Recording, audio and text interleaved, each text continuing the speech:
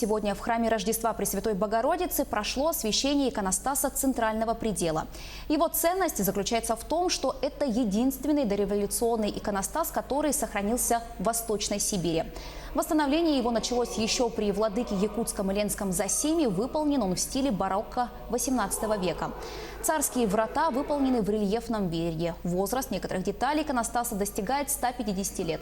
Столько же, сколько составляет история якутской епархии. Освящение провел архиепископ якутский Иленский Роман. Все желающие могут увидеть иконостас в храме Рождества Пресвятой Богородицы города Якутска.